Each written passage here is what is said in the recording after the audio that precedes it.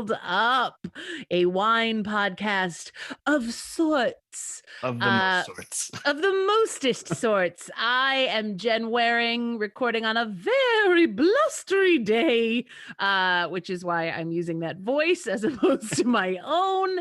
And I am here with the great... Oh, great is it this time? Yeah, I'm Seán.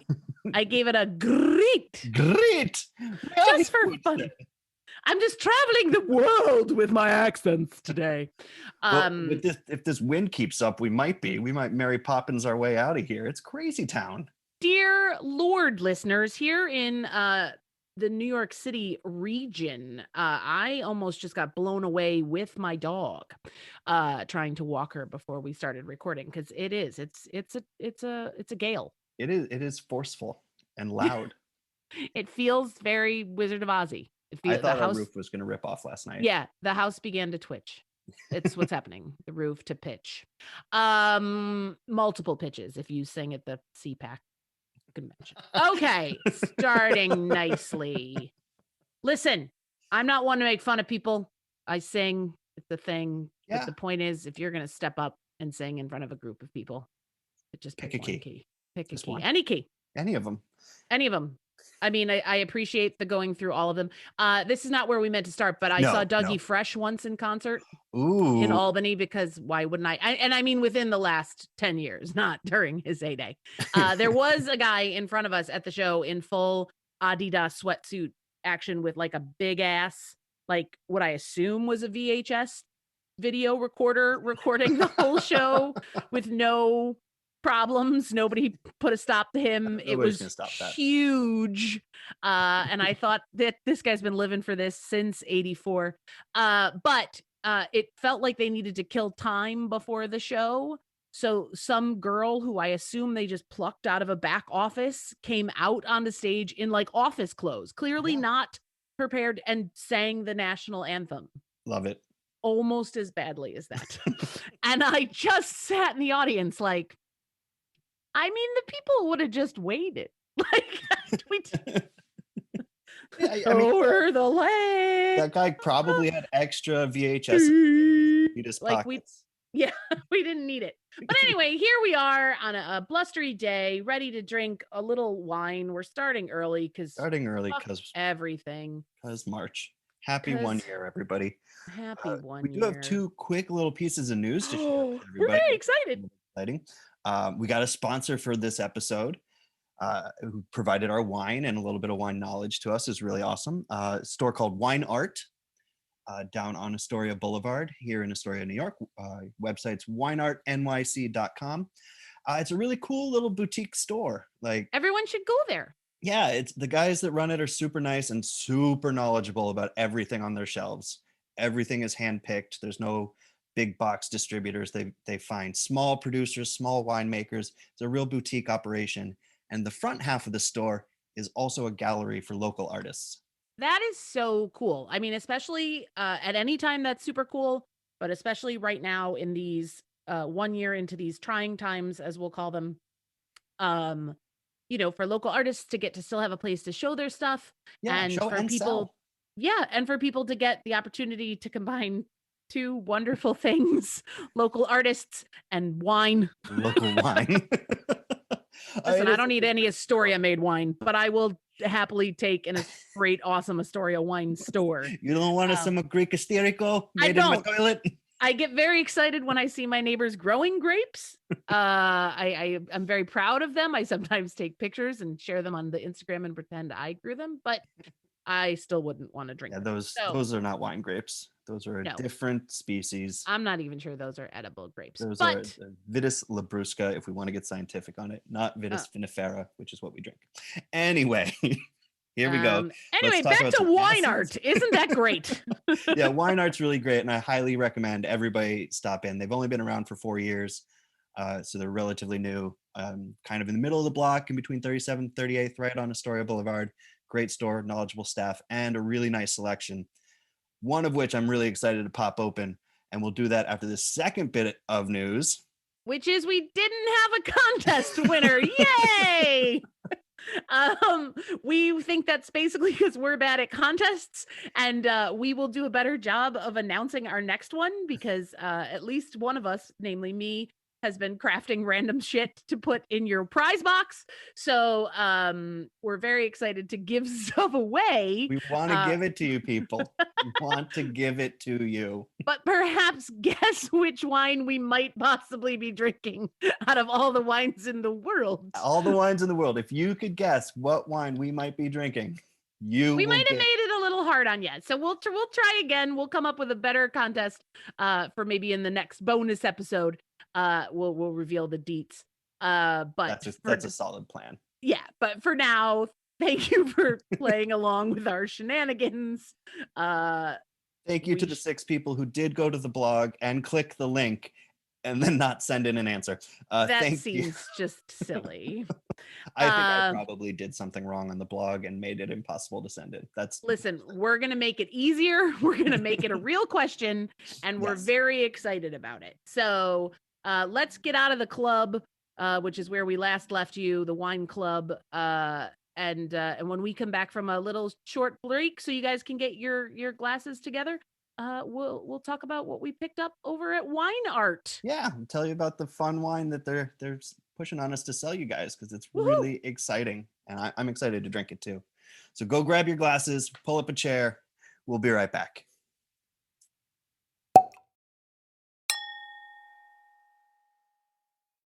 Okay, we're back. I hope everybody's got their glasses ready and a bit of adult beverage to drink. I'm going to go ahead. We're open our latest bottle, which is very exciting. It's a very exciting. We'll come back to talking about why I think it's so exciting. Very cool. Yeah, can't wait. It's a very cool cork. It's a twist off cork, kids, which is not something we've had yet. And as somebody who loves a good cork craft, I'm pretty stoked about this. But cool. We're gonna hit the other big white, and all right, I'll leave the racist jokes aside, but it is the Pinot Grigio. That's right, the white wine we haven't really talked about that has been looming in the distance. Looming. It's like a mercenary. It's like a giant turtle. Giant, yes, exactly. Because if anybody is a Real Housewives fan, the only reason you drink Pinot Grigio is so that you can say turtle time. Like Ramona from New York Housewives, who came out with her own line of Ramona. It was like Ramona Pinot Grigio. Yeah, I think she had her own. It's not just the Bethany and her Skinny Girl. Some of the other ones have wines. Is it I wonder if it's from a New Jersey winery. I assume so. Who knows? There's a lot of New Jersey wineries these days that are putting out some pretty quality wine too. I guess it would be, since she's a housewife of New York, maybe it would be a North Fork one. Yeah. But I've never seen it or drank it, so I don't want to. I don't know. But Pinot Grigio, it's a white that the people like to shit on. Yeah, it's a misunderstood white grape because people think of it as like a giant magnum that costs them $8 that you just throw back when it's hot and it doesn't really taste like anything. And that is true. You can find that. You can find your yellowtails and your barefoot and your bubbly whatever Pinot Grigio that is fine.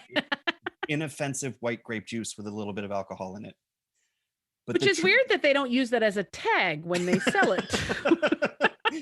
Excuse me, sir. Where's your inoffensive white grape juice with some alcohol in it? Oh, it's over there. Aisle 2? Okay, thank you so much. It's next to the tequila rose. Oh, great. The truth of the matter is Pinot Grigio is a mutation of one of the greatest grapes on earth that we covered a little while back, Pinot Noir. Because even people who don't understand wine, it's basically got the same half of the first name. Yeah, kind of the same first bit there. It's telling you who it is. Right. Pinot Gris, Pinot Blanc, Pinot Meunier. Like that, Pinot Noir is a very volatile grape, and in some cases, it'll actually mutate back to Pinot Noir. It is fucking volatile. Just constantly like trying to get in a fight. Just stay in line, Pinot. Come on.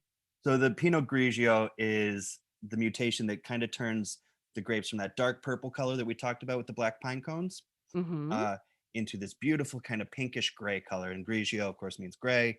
Gris means gray. Get Pinot it? Gris, Pinot Grigio, same grape, people.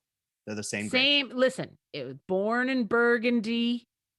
It emigrated to Switzerland in the 1300s, back before we were building walls. Grapes could just emigrate as they saw, as they gathered up all their belongings and off they went to Switzerland looking in for search a of life. cuckoo clocks and chocolate. And there it was like the favorite of the emperor. That was back when Switzerland had an emperor. I believe he was called Emperor Switzerland.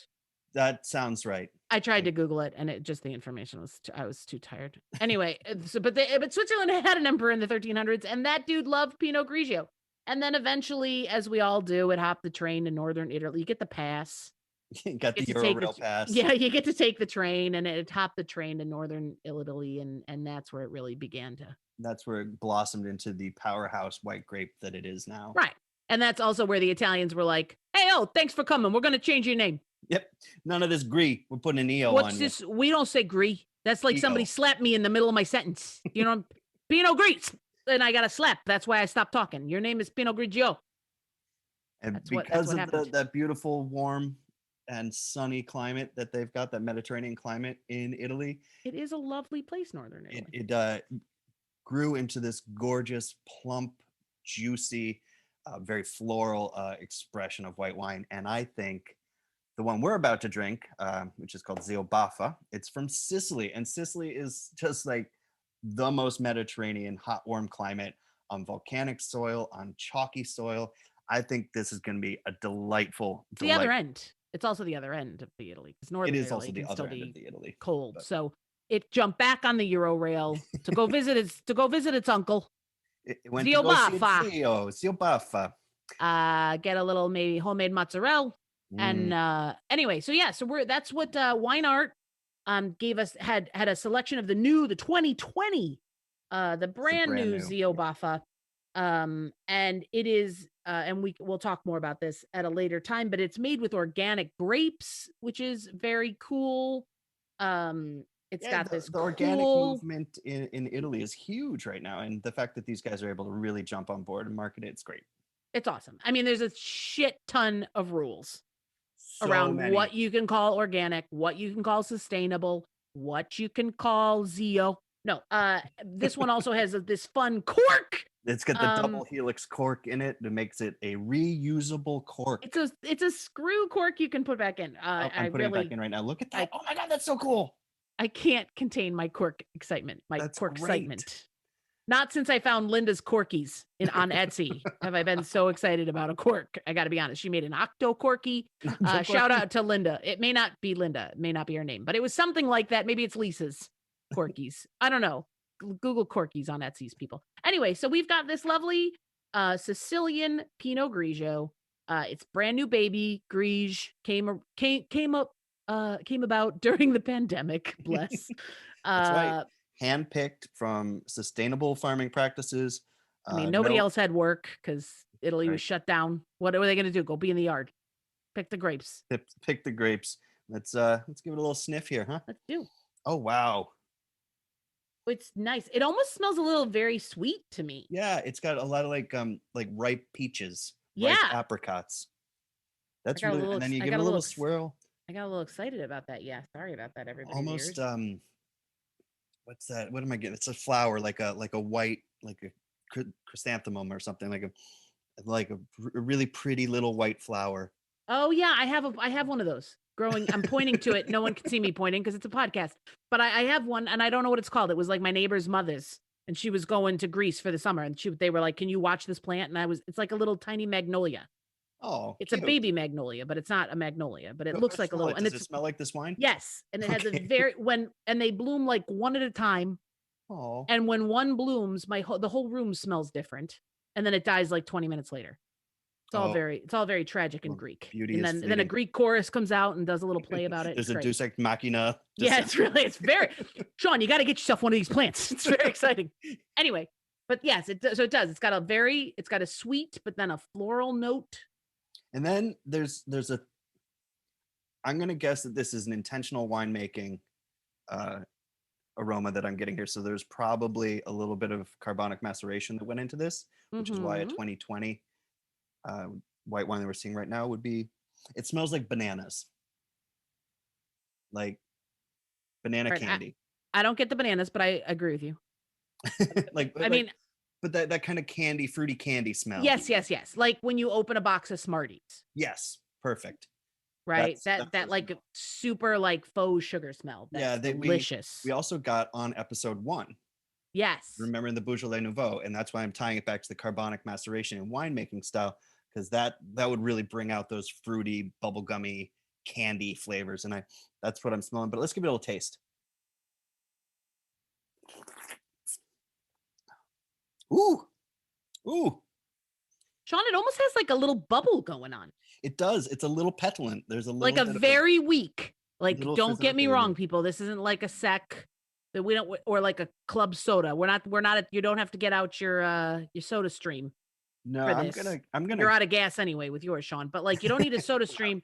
I'm just saying, there's a little baby bubble going on here. I'm gonna guess that there's a little bit of residual sugar in this, and so when they bottle it, that residual sugar continues fermentation, and then you're seeing a little bit of fizz in there, but it's just slight. It's just enough to like lift it off the tongue, Yeah. which is good because it is an acid punch. Yeah. It is acidic, it's citrusy, Meyer lemon, grapefruit. I'm going to say this right now. I could drink this if I didn't have to stop to talk to you people. And I mean this in the most loving way. This whole bottle will be gone in about 20 minutes. Yeah, this is a delight. This is an easy peasy lemon squeezy, Meyer lemon squeezy. Meyer lemon squeezy. Get in my belly. And at 12% alcohol, it's not a heavy hitter, but it's not, a Riesling coming in at 9%. This wine a bottle will do the trick. It leaves a little coating. It's got a little coating. I think on the old tongueo. Yeah, it has kind of that fatty, oily. Yeah, that you get from. But no, I don't get any flavor oily. Oh yeah, none. There's no petrol-y kind of flavors in it. No, it just there's like a little baby coating that's happening. I'm gonna without like diving into the winemaking and knowing much about the boys at Zio Baffa, other than their Instagram, which has them all shirtless and dreadlocked picking the grapes. Listen, when Zio Baffa is not picking the grapes and making the wine, he's surfing. He's surfing. Yeah, their ethos is based on this idea of hot summer days, picking grapes, surfing, enjoying the weather, enjoying the beach. And they're Sicily. They're right there, They're right there. They're practically surfing around Vesuvius. You know what I'm saying? They're like, look at this. Well, that's an interesting point because the volcanic soil is what's going to lead to that little bit of minerality that you're getting in your mouth there, a little bit of kind of chalky taste. Yeah. That helps break up that acid, that Meyer lemon and grapefruit. I'm going to have some more because this is tasty. It is very nice. I can see why the good folks over at Wine Art were like, you guys are going to want to try this. And it is because coming from more of a bartender perspective, people who order Pinot Grigio just want an easy drinking white. They don't want any whatever. And as we've covered, the grape itself is the mutant of the Pinot Noir. It's the middle of the mutant lane, right? It doesn't, It's not like super mutant like Dumbledore. And it's not like shitty mutant, like from a TV show. I don't care. I don't care to watch any of them. Listen, I think we should all be impressed that I said Dumbledore and not Gandalf. So everybody right now. That's true. Ethan, that was for you mainly, but no, everybody should just calm down because I didn't bring up Lord of the Rings and now you've made me. So the mutant, this is the Pinot Grigio. Is Good your job. Middle, thank you, is the middle mutant, right? Pinot Blanc has the least amount of color. So like, and there was an acid word, but I assume you know it. And I wrote it down, but I didn't practice saying it. Okay. Anthocyanin, Sean. Anthocyanin is what gives the wine pigment. Right. And so the Noir has the most. Yep. The Blanc got the least. And the Grigio has that middle gray color. Right. So it's mostly like the blue one that can like change into stuff and now hosts. Wait, are we on Power Rangers now? Skin Wars with RuPaul. What's her name? No, I flew back to X-Men for a minute. She's blue. She can change Mystique. Her Mystique, that's the one. Yes. Pinot Grigio can be very blendy with whatever you're having in the realm of whites. Like we said with Chardonnay, like the winemaker has the ability to really shape the grape and show you what they want as their expression. With this, we're really tasting Sicily. We're tasting Yes. warm summer days. We're tasting citrus groves and the ocean, and it's a really great expression But with, of Pinot and Grigio. whether, I don't know geographically if it's really from Vesuvius, but with that like limestone, Mhm. white With that chalky limestone sandy lava soil. stone, Basalt. chalk, whatever lava makes, kids. Penis drawings. I think it's Alleys. all in there. It's a lot of phallic drawings There are yeah, there's definitely volcanic dicks in here. in it. Yeah. I feel like that's not what Wine Art was contemplating when they I'm told sure us to it's try not. it. But won't they be surprised? When people Hopefully are they like, stick around. hey, we were listening to Bottled Up and they recommended, I can't remember the name of the wine, but tastes like volcanic dick. That's the last Oh, time Lord. they sponsor us. So don't anybody say that. Yeah, don't anybody say that. Few quick words about the wine itself. It is, like we said, sustainably produced. It is vegan, and everybody goes, "What vegan wine? What does that mean?" That just means that when they're filtering, when they're fining their wine, they're not using an animal product to do that. Some wines do, very few, but they're proud of the fact that they don't, so they label it vegan. Plus, it's Even cool to label stuff vegan. I got a water bottle the other day. It was labeled vegan. Knock it the fuck off, Poland Spring. the bottle itself is made of recycled glass. It's meant to be reused with this twist on, twist off, double helix, super cool reusable cork. The label is printed on recycled paper. The ink is naturally sourced ink. It's not chemical in any way. From a local Staples. From a local Staples in Sicily. Uh, it's interesting. They're really going out of their way, and usually that means it's handpicked grapes, and that specifically usually means a much higher price. This is $15.99, which Not, for yeah, you're Grigio, not paying for that seems extra. cheap. But for the quality of the wine we're drinking, I'm saying this is easily a $25 wine. This It's is delicious. really nice. It's got Yeah, a I mean, nice when you finish talk about and the quality. environmental impact of wine production, you know, only about a third of it is actually attributed in the research study I found to the vineyard and the winery activities. The rest of it is attributed to packaging and distribution and storage. Yeah. And so the fact that they've taken all these steps, as silly as it sounds, to do sustainable ink on your sustainable label with your sustainable super cool fucking cork. Super cool. I do love this cork a lot, a little more than I should maybe, and that might be more of a statement on my state of mind, Seán. You're working it. It's been a Bottled up. year. But the you know what I mean? Like this, the fact that the folks over at Zio Baffa are taking all those steps, especially with a wine as easy as Sunday morning as a Pinot Grigio, because people are looking to spend $9 to suck this back when it's hot. Yep.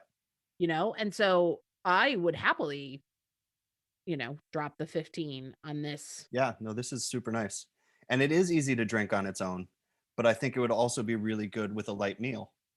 Oh yeah, Crazy totally. salad Yeah, with yeah, yeah. light seafood, like a little fish with some lemon on it, some capers. Yeah. I think that would pair really nicely. I wouldn't do any heavy cream dishes or anything like that, Ooh. but I think this would complement some lighter fare really nicely. Or even a nice, like, you know, you put together a little easy cheese and crackers because you're sitting outside. You got some nuts. You're not Almonds. making a Oh yeah, almonds. you're So not making good. a whole charcuterie, but you are in fact Charcuterie. yeah, your coochie, your shark coochie is left inside for another day. I do also think, and again, this bottle's gonna be gone very quickly, and it's not really even midday when we're recording, kid. But the ooh, can you imagine this with just like, I'm not even gonna go full sangria on this. I'm just gonna go like peaches and maybe like some orange slices. Like a still Bellini. Like like a very like little mush my peach just a smidge, nice ripe one, throw it Yeah. in a pitcher. I I'd think that would fucking be a delightful summer kill punch. this by myself, Yeah. sitting on my stoop while my Or dog even chews grass. just a glass of this Pinot Grigio with a plate of dried apricots. I mean that I I don't. mean, I'd who probably sits be. around and fucking eats dried apricots? Like, I kill mean, yourself. don't Like, look that's at me like insane. that because I'm doing it right now. I need the That's- fiber, okay? I do enjoy a good dried fruit very rarely, so I guess that's a thing. I made little mini apple pies. They didn't come out very well, but whatever, they were fine. And I had some leftover apple and not as much crust. So I had some raisins. That was the last time I found some dried fruits in my cupboard. I threw some raisins with the apple slices and some brown sugar, yeah. and I warmed them up. That's delightful. What a nice I put them in the oven. It was almost like treat. this could be an applesauce if I kept going, but it's not going to be. So much. So we were part of a CSA back in the fall, and so we got approximately. Sean, what's a CSA for kids that don't know? Oh, for those who don't know, CSA stands for Community Supported Agriculture. Very exciting. So you buy a share of a farm, and once a week you get a delivery of whatever's growing that week. That's so great. It helps. I feel that way, but it's just with my Greek neighbor. You own a share of your Greek neighbor. In the summer, every couple days she comes out with like a shirt filled with like cucumbers and like a half-assed tomato and eggplants that she has no idea when to pick, bless her cotton socks. And she's just like, look, it's purple, Jenny, eat it. And I'm like, it's not ready. And so then she just hands them all to me when I'm trying to walk the dog. That's a UCSA, an Uber community. Yes. It's a very niche CSA. Ours is from the Hellgate Farm, which is just a little outside the city. Great stuff. And we had a lot of Swiss chard, but we also had about 97 million pounds of apples. That's a lot of apples, Sean.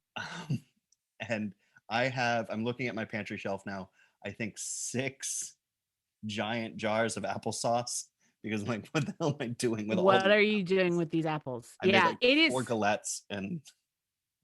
Listen, I love apples. Who doesn't? I felt very bad about, I always feel bad about the apple skins. I get very like when you're making a thing and you don't need the skins. And I get very weirdly people love you too, apple skins. Oh. I get very weirdo. And then I force myself to eat most of those apple skins. Which, well then. Wow, that's always a good choice, friends. A lot of fiber there. A lot of fiber there. I tried to give some to the bird this last time, and she reacted in the same way she reacts to all things, which is, I hate you, bitch. And so that didn't work out. But it's one of the peeling apples is such a thing that sometimes I'll just buy a whole bunch and then just put them in a crock pot, and so that my house smells good. And then you've got apple mush to eat.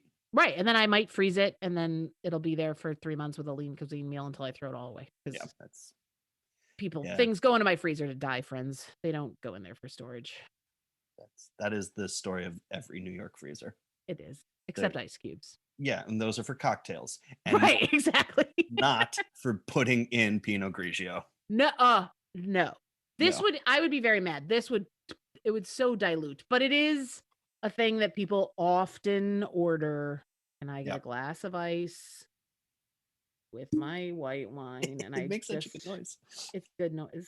You guys have to all go buy a bottle of this and then just tell us how much you love the cork. So everybody, all of our Astoria and Long Island City listeners, go to Wine Art. Tell them that you're a millennium and that you love Zio Baffa. Bottled Up Podcast and Zio Baffa, and then tell us how much you love this cork, so we don't feel like such giant nerds, because I really love this cork. But there is, Sean, just to go back to the whole Pinot Grigio thing. Yeah, back to the topic of the podcast. Weird. We don't like to stay there, friends. You know this. This is an episode 1. The wandering road is much more interesting. Absolutely. Every day is a winding road. Every day is a winding Oh no, why did you put that in my head? Just anyway, back to Gris. Is that although the Grigio, I wanted us to touch on this more for people that are not as wine in the know. Although the Grigio, the Gris, it's the same frickin' grape. Where it's Pinot Gris is a general Frenchy, more Frenchy thing. So, and the Grigio, of course, is the Itals. I can say it like that because I am one. But you love the terroir word, and I like to say it fancy. Terroir.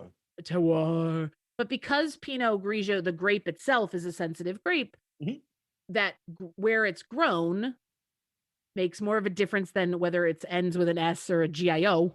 And that also is always going to affect the cost. Like, you're never going to walk in a wine store and get a bottle of Pinot Gris for $9 that you want to sit in your kiddie pool in your yard and drink, right? That's true. Like You're it's not going to be more generally going to find expensive. French wines in this country. Right. Sure. Right. Because the cheaper wines from France generally aren't exported. You go to France, you can get a $3 bottle of Pinot Gris and sit in your kiddie pool and eat snails.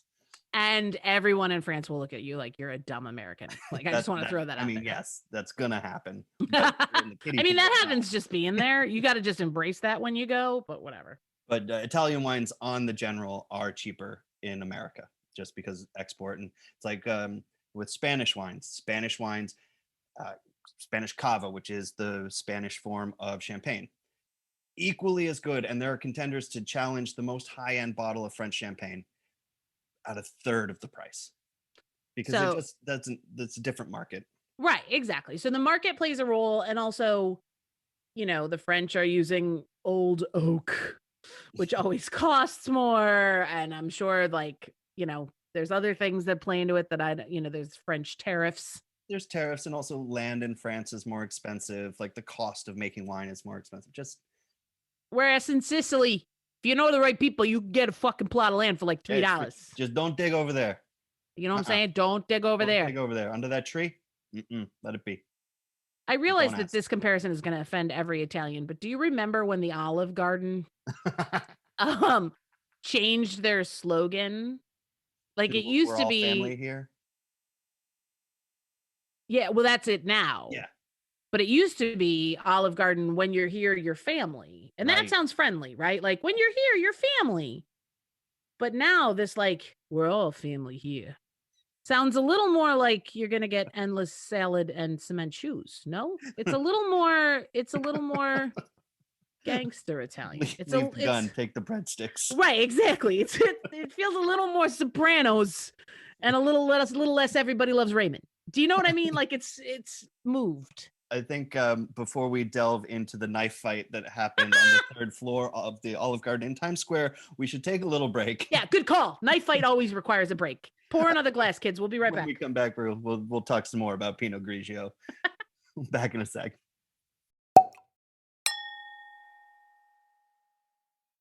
Oh my gosh, we're back, and we're solidly halfway through this delicious bottle of Zio Baffa Pinot Grigio. You guys, I'm gonna make a little fun of, because I'm an asshole. It literally says on the label. I mean, I went to the website too, Sean, of course, and it's got great pictures and great facts about sustainability. But it does say inspired by our outdoor adventures. It does. Yes. Which reminds me, somehow I get the catalog for REI, which is just. Are you a co-op member? No, but when was the last time I was rock climbing? Like, come on. I'm not your target audience, is what I'm saying. So inspired by our outdoor adventures feels a bit ambitious for me, kids, as well as the surfing picture. These aren't things. I've been to surfing towns in Portugal, in Cornwall, in Northern America. I'm not putting on a wetsuit. Fuck you. I did to swim with dolphins in the Bahamas because they didn't give me a choice. But outside of that, not doing it. Well, I think your outdoor adventure could be walking around with a straw in this bottle outdoors. That is the adventure I want to have outdoors. I'm the American sitting in a kiddie pool in France. Drinking Italian wine. Drinking Italian wine and eating a croissant. We should also point out on this label is their Pinterest, Instagram, Facebook, and Twitter tag. Thank God. I can say, we can solidly identify the market that this wine is catering to. I've never, in fact, seen social media tags on a wine label before. And certainly not. There's social media. Listen, we are on social media. Everyone follows us on Instagram, Facebook, not the twits. But, soon the YouTube, soon the... Yep. I mean, we're everywhere, God damn it. But we don't have Pinterest boards, kids. And I feel like Pinterest on a wine label makes the comedian in me want to write some jokes. I'm not going to lie. Pinterest occasionally sends emails. I do have a Pinterest account. Well, yeah, we created a board together when you were planning our engagement party. Yes. So see, you're aware. And occasionally Pinterest will send emails that are like, hey, we saw 7 years ago you liked Icelandic vodkas. So does Jimmy Buffett over here on Pinterest board A. He also has boards about knives and dead people. Wait, what? Like, it's Pinterest does not have its game up, but sometimes thinks it's eHarmony, sometimes thinks it's Pinterest Harmony. I would be terrified. I legitimately got a match from Pinterest once. Really? I got an email from Pinterest that was like, based on your Pinterest boards, which I think at the time was you guys's, That's guys's. I'm Italian. You guys's wedding board. My friend Jen, who got married in New Orleans, and I did a lot of the planning for that, her board. And then like stuff I like to eat. I had a board of like snacks because you've met me. And then I had a board about dogs. Okay. Again, super on brand travel, for me. Snacks, dogs, got it. Right. Yeah. And they matched me. They were like, because of your board activity, we think you'll like this person. I have the screen grab of this somewhere. I don't remember his name, but literally the board they advertised he had was knives. Knives. Oh. I'm not going to lie. I realized that I did join eHarmony once. I took the 40,000 questions. I was molested by that grandpa guy in the commercials. I did all the things you're supposed to do to be in eHarmony based on their ads. And the only match they provided me with lived across the country in California. So maybe it's me. Knives. Maybe I'm the unmatchable. But based on everything that I had on Pinterest at the time, I'm not sure that a knife-wielding knife collector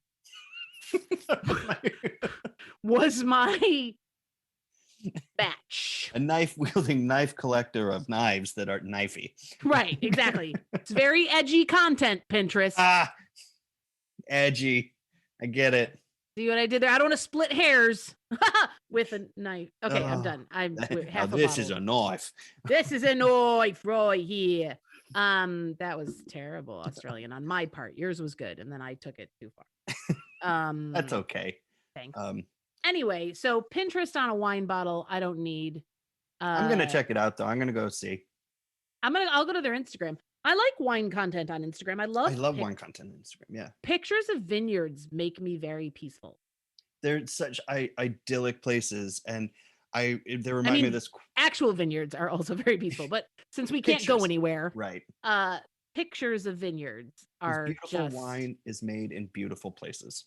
Yeah, it just they always get the good sun thing happening in the pictures. You don't ever see, no one's taking a picture of a vineyard like on a shitty rainy day when it's all mud and the grapes are disgusting. Like no one's taking that picture, but the sunshiny beauty, those leaves of Mother Nature making us some glorious Pinot Grigio. Thank you, Mother Nature. You run along now, kids. Thanks, Mother Nature. And Zio Baffa, who's like, hey, can you fucking pick the grapes? I gotta go surfing. Yeah, the kitchen. You're bugging your mom. Let's go. Zio's got his board. Oh, it's a long board. No, it isn't. That's the great myth of Italians. Is this why my Pinterest matched with a knife guy? Okay, it doesn't matter. But yeah, so that's a fun. But let's just basics Pinot Grigio and pretend that nobody's ever drank it. Put it in the fridge, assholes. Yep. Serve this chilled. This is not a wine to have warm or room temperature. This is a chilled white wine. Otherwise, it's kind of flabby and gross. I wish that it was in ice right now. Yeah. I mean, we've only been talking for 40 minutes. Long, something like that. And I already wish it was sitting in the fridge this whole time. Yeah, staying cold. You want either universal style wine glass or a white wine glass. You don't want a big bowl. You don't want a Bordeaux. You don't want a jelly jar. You want something that's going to kind of trap those acids and aromas and esters into the glass so that you can smell it and experience it the whole time and it doesn't just evaporate off. And please make it stemmed because you don't want your hands to warm up this glass. Listen, I am a firm believer in you drink wine out of whatever you want, and I drink 90% of my beverages out of ball jars because I just love a good ball jar. I like a wide mouth, Sean. Let it be known. This is my new thing. I swear to God, I'm going to share this with the people. If you guys want to just make yourself feel a little special with yourselves, maybe we should have like a Jen's tip corner that has nothing to do with wine, but it's just a thought that crossed your brain. I've been making myself sweet little ball jars of water, but with fun, lemon slices, Or and watermelon? cucumber slices. Oh, that's So like great. before I go to bed, I'm like, I make a little fun selection of waters That's great. because I decided I don't drink nearly enough water and I drink I mean, we Kool-Aid. drink way too much wine. So. But No, that's good. That's a good self-care tip. It's little healthy orange and makes you slice, feel better. little cuke. Oh, sounds delightful. The other day I had some strawberries, so I made a ball jar with some mint tea and some strawberry slices, Sean. Oh wow. Just a little overnight special. Hmm. It was The pinkish. Jenn wearing Michelin star water chest here, right? Yeah. Hey. I think maybe up on our YouTube channel we should get some Jenn's corner tips going. Definitely some videos of how does she do that? I think we should. Like the recent article going around about buttered Ritz crackers or buttered saltines, which apparently the youth of America have finally discovered that this is a tasty treat. Oh, so the youth of America have just discovered the Great Depression. Right. Good work, kids. Well done. Nice. And so there was an actual like article, like I Googled to make sure it wasn't deep satire that somehow I missed it. But it was like an actual article with like a recipe, like they write recipes for everything today with like a 4-page story about grandpa and your dead uncle and like how your mom has leukemia. And then this is how you made this crisp. But like, and then the recipe was like softened butter, crackers. Use a knife. I was like, who is this for? Years ago, I bought a cookbook for my stepmom and dad at like a charity book fair thing in Chesapeake, Virginia that was benefiting the troops or something. I don't know. I was 11. Yeah. But... Okay. So some years ago. What are you talking about? I am just of legal. When you said years ago, I assumed literally like 2015. No, I think okay. It's so this. I think I would have been 14 at the time, so quite a few years ago. But flipping through, and it's the recipes from all these military wives.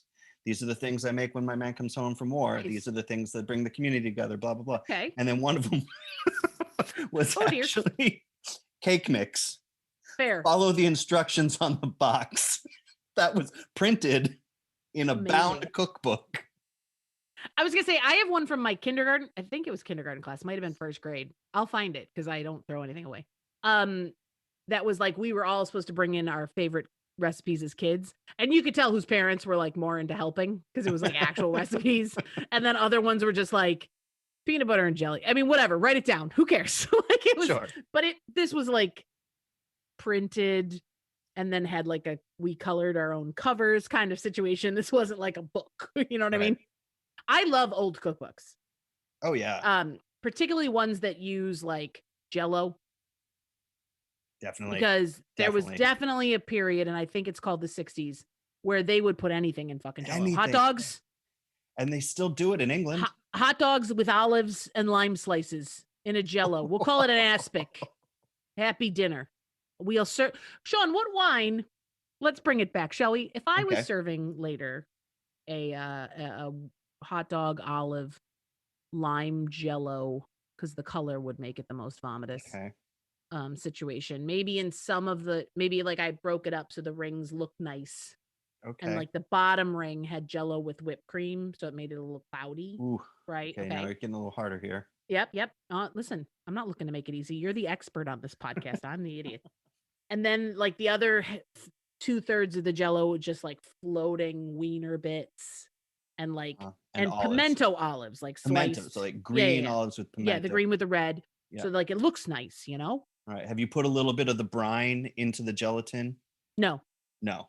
Okay. This is straight up Jell-O flavor. But then you get that nice salty bite of hot dog. Cold hot dog. And then the smoothness of the whipped cream Jell-O. So I would pair that, I think, with Jenn has lost it, ladies and gentlemen. She's rolling on the floor. This is a good game. And kids, I promise we're gonna have a whole episode where I just find hideous things and I make Sean pair them. That's gonna be it's gonna be a bonus episode. Get excited. Not this week, but another week. I would put that with a very strong red wine, like a Rioja Crianza or just a generic Rioja, like 100% Tempranillo, bright acid, bit of oak on there to cover all those fucking flavors. I was gonna say, I would pair that with a guy who collects knives on Pinterest so that he could stab me when we were done. That's what I would pair it with. That's a good pairing. That's so gross. Anyway, I love old cookbooks. So if people want to send us old cookbooks, we'll make stuff. Yeah, we got we'll nothing make else to do. We'll Send make us a screen you cap. we'll make you a weird hot dog jello and tell you what you should drink with it. But for now, for our white wine lovers, and it is getting, it's getting brighter in the morning. Yeah. Although we it's a had some cold, warm blustery days. day, it's also getting a little warmer. We're a couple weeks out from the daylight savings. We're almost ready to spring ahead. Yeah, the worst day of the year. Some of us are recovered from the pandemic. Some of us are not even a little bit. So, Yeah, but we're very there. It's getting brighter in the morning. There's hope. And I feel Pinot Grigio, a big, Sean, fruity okay, there's not a lot of hope. I'm trying to do not trust a hope. It has forsaken this land. Yes, and we all know that March will break all of our hearts, as it always does. But it always does. if we need to counter that, grab yourself a plump, juicy Pinot Grigio, sit back, put on some vineyard footage on your telly. Because this is nice. This makes you feel a little like summer, like it's not so bad, I'm actually looking forward to continuing to buy this and drinking it over the summer. Yeah, it's a good one. Nice. It's a good one, kids. And Pinot Grigios, tell us what your favorite Pinot Grigio is, because obviously Italy's got the Grigios, France got the Gris if you want to spend a little more money. But there's some great Grigios out of Northern California. And Oregon, especially right now. Yeah. Yeah, it's not always just your yellowtails. No. Branch out, kids. Branch out, reach out, and if you have something that you really like and you think we should try, tell us about it. Tell us. So I'll go find it. I'll go down to Wine Art, which, by the way, they're having a tasting on Thursday of Air vodka. I think it starts at 5:00. Go on down, taste some vodka, and pick up your Zio Baffa. But I'll go find that wine. That sounds like a 6 foot away date. It does, doesn't it? Let's go to a free tasting and stand 6 feet away from each other. Let's mask up and sip carefully out of straws, and then grab ourselves some wine, some vodka. Get it all. Get it all. They have a beautiful selection of stuff. And don't forget to tell us how much you love the corks. Yes. Oh, and if you do anything fun with these corks, which you shouldn't because they're reusable, it actually says Twisted Taste on the top. Jen's holding it up to the camera right now. It's very fun and it's very exciting. And I'm going to say, while I love to do crafts with corks, I feel like this one I just want to recork all my bottles with. Yeah. Well, I think it has to have that little, because if you look inside the bottle, there's a cut in the glass there that matches with the thing. Anyway. All right. You can't recork all your bottles, but you can recork this one, although you're not going to need to, because you're just going to want to drink it all, even if it's only 2:00 on a Tuesday. When we're recording. So head on down to Wine Art any day. Thank you for sponsoring us folks at Wine Art, but definitely Thursday for tastings and stuff. And for our white lovers, and we mean the wine. Tell us your favorite Pinot. Tell us your favorite Pinot Gris. We want to hear all about it. Want to hear all about it. And hopefully before the next episode of Bottled Up. And until then, everybody drink up. Yeah, cheers, kids, and knife lover. If you're still out there, I'm still single. Delightful. Have a good week, everybody.